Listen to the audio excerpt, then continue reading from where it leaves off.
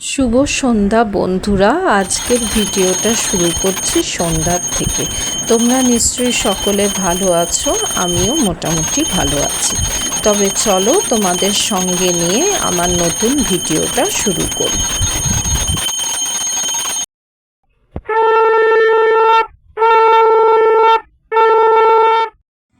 আজকে রবিবার, আর আমার জানো তো রবিবারই বেশি কাজ থাকে। রবিবার যেহেতু তোমাদের দাদা ভাইয়ের ছুটি থাকে, শুধু রবিবার না শনিবার দিনও ছুটি থাকে। ওই দিনগুলো হয় সন্ধ্যাবেলা বেরোনো হয়, না হলে অন্যান্য কাজগুলো করতে হয়। যেহেতু তোমার রবিবার করে প্রচুর জামা কাপড় কাচা হয়, অন্যান্য দিন শুধু রোজকার যেটুকু বেরোয় সেটুকু, আর রবিবার দিন ধরো চাদর থেকে শুরু করে বাড়তি যেটুকু থাকে সবটুকুই ওই শনি রোববার ছুটির দিন বলে কাচা হয়। তো সেগুলো ভাঁজ করে তোলার আর একটা বাড়তি দায়িত্ব থেকেই যায়। সন্ধ্যা দেওয়ার পর একটু চা বিস্কিট খেয়ে নিয়ে তারপর ভিডিওটা শুরু করেছিলাম। এখন দেখছো প্রচুর জামা কাপড় নিয়ে বসেছি, তার মধ্যে দেখলাম কিছু কিছু এখনও একটু একটু যেন স্যাঁতস্যাঁত করছে, সেগুলো আবার বারান্দায় দিয়ে এলাম, আর বাকিগুলো ভাঁজ করে জায়গায় গুছিয়ে রাখছি।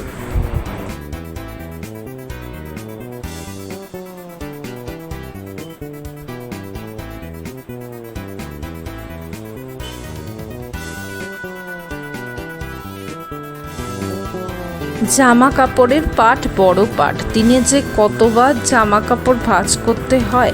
এমনিও ওরা ছড়িয়ে ছিটিয়ে সব কিছু রেখে দেয়, আমার দায়িত্ব হলো সেগুলোকে ভাঁজ করে করে তোলা।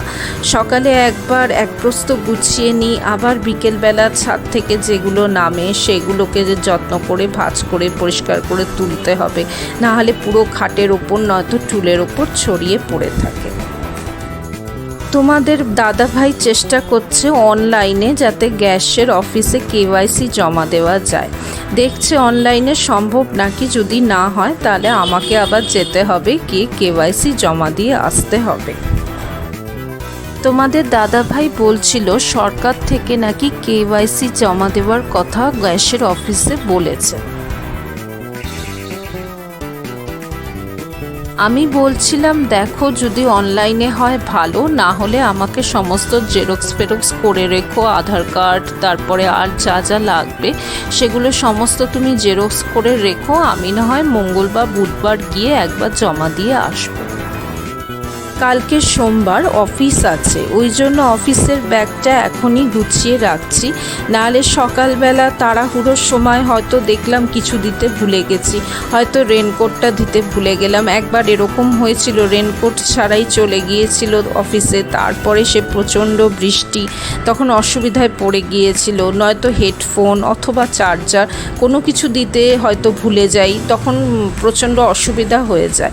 সেই জন্য সন্ধ্যাবেলাটাই সব কিছু গুছিয়ে রাখি।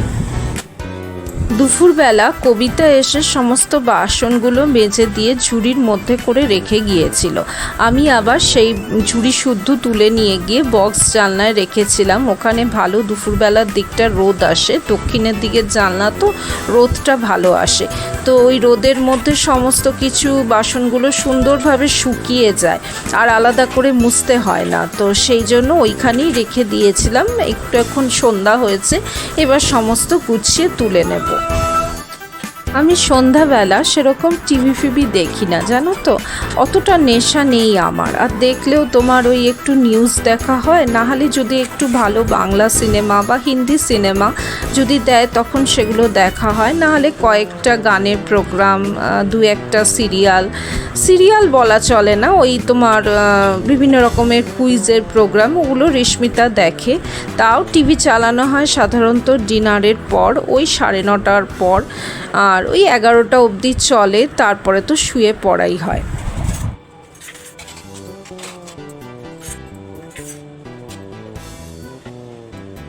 আমার কিন্তু বেশি নেশা মোবাইলে।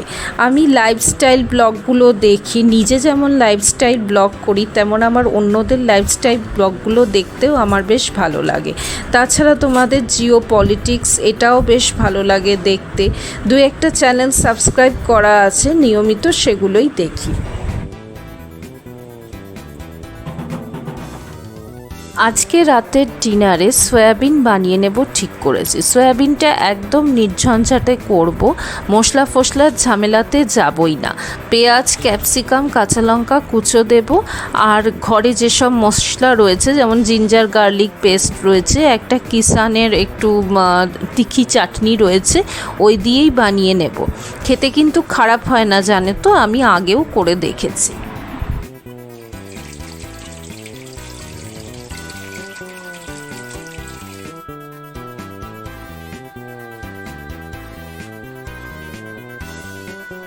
ডিনারের চেষ্টা করি একটু ঘুরিয়ে ফিরিয়ে মুখরোচক করে করতে। সবসময় যে মশলা দিলেই মুখরোচক হয় তা নয়, একটু অন্যরকমভাবে করলে স্বাদটাও একটু বদলে যায়। আবার একই রকম সয়াবিন সবসময় যে একই রকমভাবে করলেই ভালো হয় তা নয়, মাঝে মধ্যে একটু ঘুরিয়ে ফিরিয়ে অন্যরকম করে করলে একই জিনিসের দেখবে অন্যরকম একটা স্বাদ আসে, তখন কিন্তু জিনিসটা খেতে বেশ লাগে। আমার কিন্তু এই ঘুরিয়ে ফিরিয়ে রান্না করার অভ্যাসটা আজকের নয়। বিয়ের আগেও আমি কিন্তু যখন আমার বাপের বাড়িতে ছিলাম, মা তো অসুস্থ থাকতো, তাই আমাকে মাঝে মধ্যে রান্না করতে হতো। তাছাড়া রান্না করার কিছুটা শখও ছিল, সেই শখের থেকেই রান্নাঘরে গিয়ে ঢুকতাম, তো এটা ওটা বানাতাম, বিভিন্ন রকমভাবে ঘুরিয়ে ফিরিয়ে বেশ এক্সপেরিমেন্ট করে দেখতাম কোনটাতে কি দিলে ভালো লাগে, এই স্বাদটা কীরকম আসে। এটা একটা তখন নেশা ছিল বলা যায়, তখন বয়সটাও তো কম ছিল, তো সেই নেশাটা এখনও রয়ে গেছে। এখন আর নিয়মিত হয় না, তবে মাঝে সাঝে একটু ইচ্ছা করে একটু ঘুরিয়ে না হয় করে দেখি, জিনিসটা খেতে ভালোই লাগবে, এই চিন্তা করেই করি।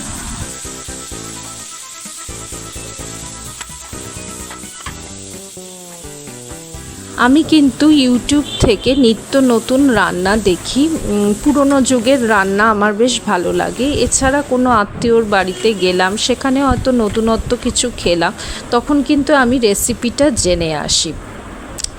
বিভিন্ন রকমভাবে ঘুরিয়ে ফিরিয়ে একই জিনিস দিয়ে একই উপকরণ এগুলোকে একটু ঘুরিয়ে ফিরিয়ে অন্যরকম করে দেখতে আমার বেশ ভালো লাগে।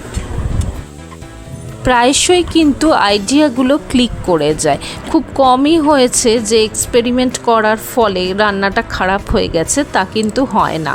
আর ক্লিক হয়ে গেলে তখন কিন্তু দুর্দান্ত স্বাদের একটা রান্না পাওয়া যায়, তখন বেশ ভালো লাগে।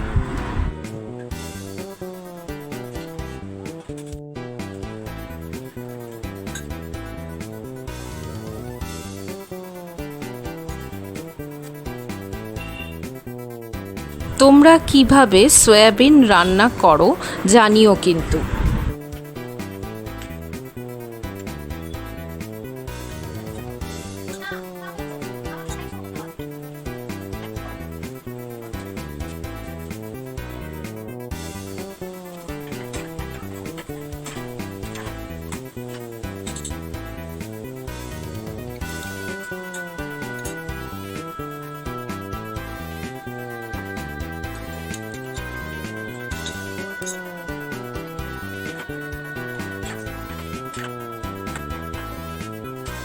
কি বলো তো, আমাদের মেয়েদের জীবন ভীষণ বৈচিত্র্যহীন, সারাদিনই ঘরের মধ্যে থোর বড়ি খাড়া বড়ি থোর, তাই চেষ্টা করি মাঝে মধ্যে একটু অন্য রকমভাবে ঘুরিয়ে ফিরিয়ে লাইফটাকে একটু বৈচিত্র্যময় রাখা।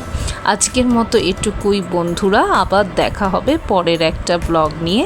তোমরা সকলে ভালো থেকো, সুস্থ থেকো। আজকের মতো টাটা।